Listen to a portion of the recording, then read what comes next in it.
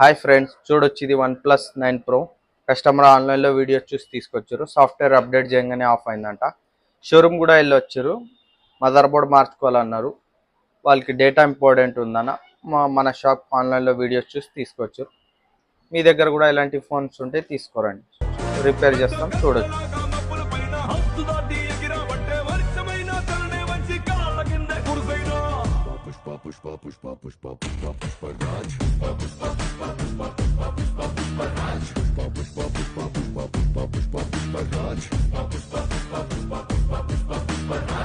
చూడొచ్చు friend, phone ready అయిపోయింది.